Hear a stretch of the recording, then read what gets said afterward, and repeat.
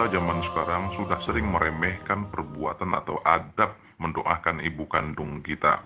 Padahal orang-orang yang berumur panjang di sebuah kampung di Jepang sana percaya bahwa setiap orang yang selalu mendoakan ibu kandungnya akan memiliki harapan hidup lebih lama atau panjang umur bahasa kasarnya. Bagaimana fakta yang sebenarnya dari kebiasaan mendoakan ibu kandung ini sehingga menyebabkan seseorang itu memiliki harapan hidup lebih lama?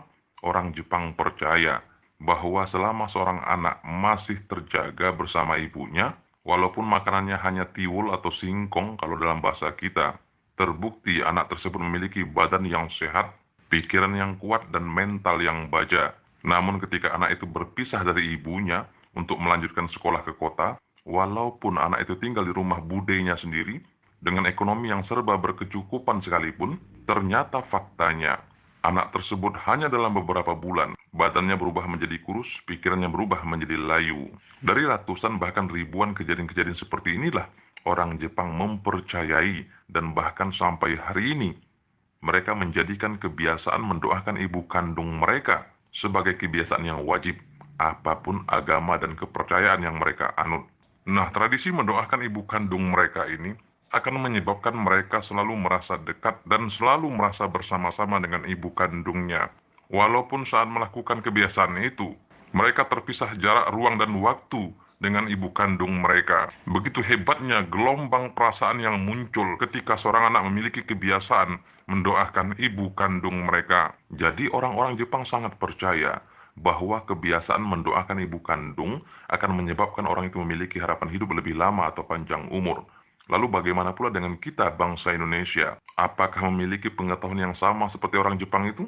Ternyata kawan-kawan yang saya muliakan, bangsa Indonesia, para leluhur kita telah lama menjadikan kebiasaan mendoakan ibu kandung sebagai kebiasaan yang wajib.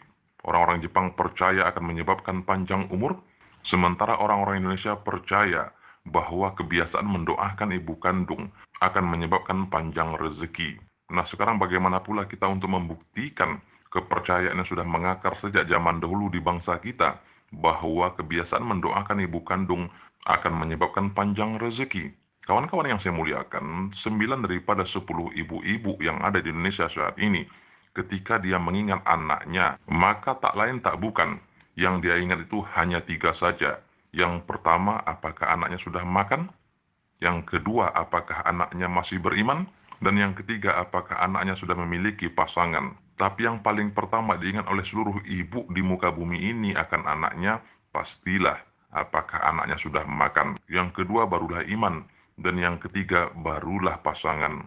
Nah, ketika seorang ibu mengingat anaknya, maka pasti saat itu pula dia berdoa.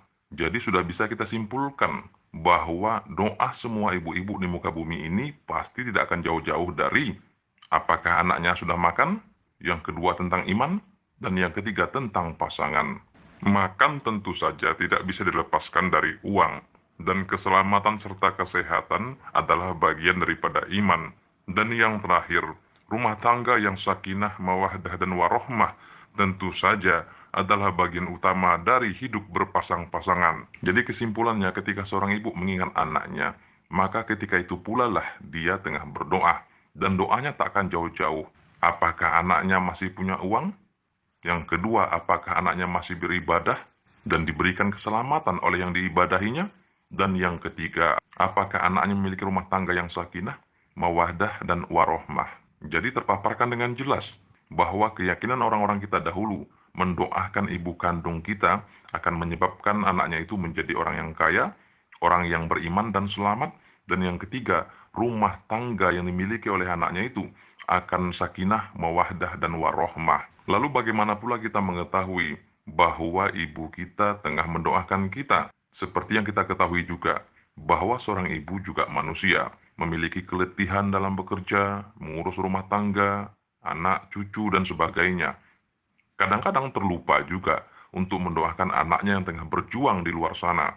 Lalu bagaimana cara supaya kita bisa mendapatkan panjang rezeki tadi dengan didoakan oleh ibu kita?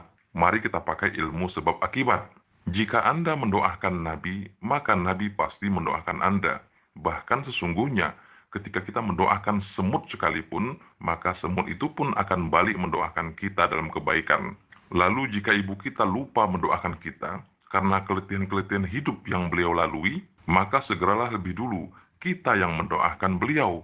Maka pasti hukum sebab akibatnya beliau akan mendoakan kita. Ada banyak cara untuk mendoakan ibu kandung sesuai dengan agama dan kepercayaan yang dianut oleh setiap manusia. Tapi di antara ribuan cara-cara itu, ada cara yang paling mudah mendoakan ibu kandung kita dan pasti sampai doa kita, yaitu dengan menghadiahkan pahala membaca surat Al-Fatihah.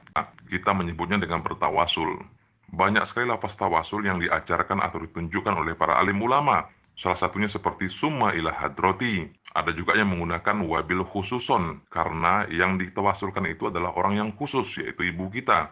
Beda dengan orang biasa. Biasanya juga menggunakan kalimat summa ila hadrati, yang maksudnya ke hadapan orang yang dikirimi pahala bacaan suratul Fatihah tadi. Hadirat itu maksudnya hadiran atau hadapan. Kalau yang khusus tadi menggunakan wabil khususon, karena beliau adalah orang yang khusus, ibu kita, sedikit saja lagi, maka power itu akan bertambah, yaitu menggunakan lapas wabillah khususon, yang artinya dengan Allah saya khususkan. Lalu ditambah niat kepada ibu kita, Al-Fatihah, baca Al-Fatihah sekali.